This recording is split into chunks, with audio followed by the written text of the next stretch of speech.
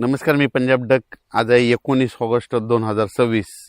राज्यात देखील आणखीन 1 सप्टेंबरपर्यंत बऱ्याच भागामध्ये विखुरलेल्या स्वरूपाचा पाऊस पडणार आहे. मग ते कसा पडणार आहे तुम्हाला एक सांगतो. तर त्या जिल्ह्याचे देखील नाव सांगतो.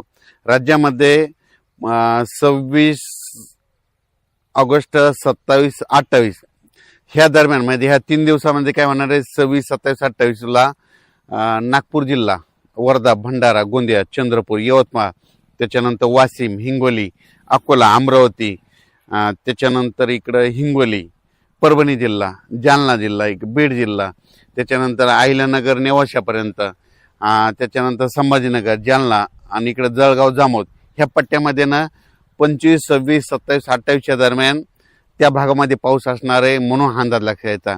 राज्यातला सगळीकडला पाऊस एकदम सगळीकडे पडणार नाही, काही काही भागात पडणार आहे, फक्त वेगवेगळ्या भागात पडायला. म्हणून परत एकदा सांगतो, 25 ऑगस्ट पासून ते 28 ऑगस्ट, 25, 26, 27, 28 या 4 दिवसामध्ये इकडं नेवासा, कोपरगाव, अहिल्यानगर ते भाग, त्याच्यानंतर संभाजीनगर, त्याच्यानंतर बीड जिल्हा, बीड जिल्ह्याचा उत्तरेकडील भाग, त्याच्यानंतर इकडं गेवराई, इकडं परभणी जिल्हा, हिंगोली जिल्हा, नांदेड जिल्हा, वाशिम जिल्हा, बुलढाणा जिल्हा, अकोला, अमरावती, वर्धा, नागपूर, भंडारा, गोंदिया, चंद्रपूर, यवतमाळ ह्या परिसरामध्ये मात्र 25 ते 28 ऑगस्टच्या दरम्यान भाग बदलत पाऊस पडणार आहे म्हणून त्या शेतकऱ्यांनी अंदाज लक्षात घ्यावा.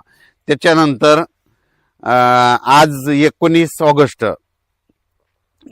ऑगस्ट पासून ते 23 ऑगस्टच्या दरम्यान आज देखील राज्यामध्ये ढगाळ वातावरण राहील, पण तुरळक ठिकाणी दुपारनंतर थोडं ऊन पडेल आणि ऊन पडल्याच्या नंतर मग राज्यात पाऊस सुरू होईल. मग ते पाऊस ऑगस्टच्या शेवटच्या आठवड्यात नागपूर, भंडारा, गोंदिया, वर्धा, यवतमाळ, अकोला, अमरावती ह्या पट्ट्यामध्येच काय होणार आहे, एका पट्ट्यामध्ये 2 कमी दाबाचे पट्टे असल्यामुळं त्या भागातच तिकडंच पाऊस पडणार आहे. ते पाऊस आपला इकडं महाराष्ट्राकडे येणार नाही, आपलं मराठवाड्याकडे, पश्चिम महाराष्ट्राकडे येणार नाही म्हणून हा अंदाज लक्षात यायचा. ते पाऊस विदर्भालाच पडणार आहे म्हणून विदर्भातल्या शेतकऱ्यासाठी ही आनंदाची बातमी. म्हणजे जवळपास सांगायचं झालं तर ह्या शेवटच्या आठवड्यात देखील भंडारा, वर्धा, गोंदिया, चंद्रपूर, यवतमाळ, वाशिम, हिंगोली, इकडं अकोला, अमरावती, चंद्रपूर, गडचिरोली ह्या परिसरामध्ये शेवटच्या आठवड्यात पाऊस आहे म्हणून हे लक्षात यायचं. मराठवाड्याची परिस्थिती जर बघितली तर मराठवाड्यामध्ये नांदेड जिल्हा, हिंगोली, लातूर, धाराशिव, बीड, जालना, संभाजीनगर या भागामध्ये मात्र खूप काय असा मोठा पाऊस पडणार नाही म्हणून शेतकऱ्यांनी ज्यांच्याकडे पाण्याची व्यवस्था असेल तर तुम्ही तुमचं धन सुकत असेल तर तुम्ही तुमच्या पाण्याची व्यवस्था करू शकता.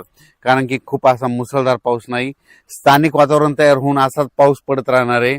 म्हणजे एवढे 10 दिवस म्हणजे 1 सप्टेंबरपर्यंत म्हणजे असाच विखुरलेल्या स्वरूपात मराठवाड्यामध्ये बीड जिल्हा झालं, लातूर जिल्हा झालं, जालना जिल्हा झालं, संभाजीनगर, नांदेड, हिंगोली, लातूर, धाराशिव ह्या जिल्ह्यामध्ये काय होणार, असाच विखुरलेल्या स्वरूपाचा तुरळक ठिकाणी पाऊस पडणार आहे, सर्वदूर काय पडणार नाही म्हणून हा अंदाज शेतकऱ्यांनी लक्षात घ्यायचा. आणि त्याच्यानंतर पश्चिम महाराष्ट्राकडं सोलापूर जिल्हा, सांगली जिल्हा, अहिल्यानगर, पुणे या पट्ट्यातल्या जे शेतकरी तर त्यांना देखील सांगू इच्छितो की तुमच्याकडं सध्या तरी म्हणजे 1 सप्टेंबरपर्यंत तरी मोठा पाऊस नाही म्हणून तुम्ही तुमच्याकडे जर पाणी असेल तर तुम्ही तुमची व्यवस्था, धन सुकत असेल तर पाणी द्यायची व्यवस्था करू शकता. त्याच्यानंतर कोकणपट्टीचा ते पाऊस सरी मात्र ते चालूच राहील. म्हणजे कोल्हापूरपासून ते पालघरपर्यंत त्या सरी सुरू राहतील. नाशिककडे देखील अशा पाळ्या येत राहतील, सरी येत राहतील, तिकडे काही खूप मोठा पाऊस नाही म्हणून हा अंदाज लक्षात यायचा.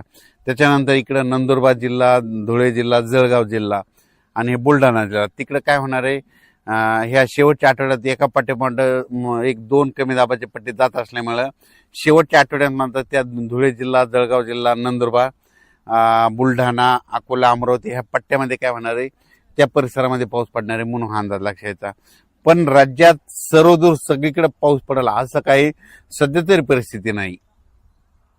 महाराष्ट्रात म्हणजे पश्चिम महाराष्ट्र, मराठवाडा इकडे पाऊस नाही येण्याचं कारण सांगतो. काय झालं की एक बंगालच्या खाडीमधून जे कमी दाबाचे पट्टे तयार होतात ते काय होईल तर ते नागपूरकडून इकडं मध्य प्रदेशकडून इकडं गुजरात राजस्थानकडे 2 चालले तर मग ते जात असताना ते जोपर्यंत शांत होत नाहीत तोपर्यंत आपल्या इकडे पाऊस पडणार नाही म्हणून हा अंदाज लक्षात येतात. तसंच आता देखील परत 2 कमी दाबाचे पट्टे आहेत ते लो प्रेशर आहेत ते जाणार आहेत. त्याच्यामुळे काय होणार आहे ते विदर्भातच पाऊस पडणार आहे. मराठवाड्याकडं आणि पश्चिम महाराष्ट्राकडे खूप काही मोठा पाऊस पडणार नाही. स्थानिक वातावरण तयार होऊनच मराठवाड्यामध्ये 7 जिल्ह्यामध्ये असाच तुरळक भागात पाऊस पडणार आहे. म्हणून ज्यांच्याकडे पाण्याची व्यवस्था असेल तर तुम्ही पाणी देण्याची व्यवस्था करू शकता. कारण की ना खूप काय असा मोठा ओढे नाले वाल असा सध्या तरी राज्यात पाऊस नाही. मग राज्यात मग पाऊस कधी येणार तर राज्यात सप्टेंबरच्या पहिल्या आठवड्यात मग राज्यात पाऊस येणार आहे आणि ते मात्र जोराचा पाऊस असणार आहे.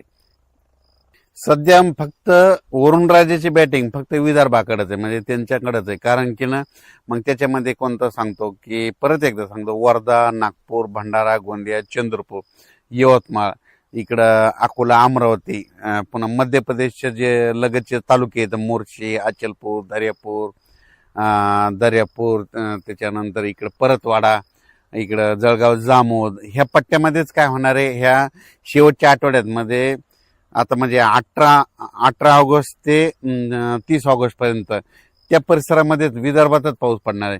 परत एक कमी दाबाचा पट्टा तयार होईल ते बी विदर्भात पडेल पण त्याचा पाऊस खूप लय झालं तर ह्या शेवटच्या आठवड्यात काय होईल की नांदेड जिल्हा एक घेईल, त्याच्यामध्ये हिंगोली एक घेईल, त्याच्यानंतर परभणी जिल्ह्यात काय भाग घेईल म्हणून तिथपर्यंत परभणी जिल्ह्यातच येईल.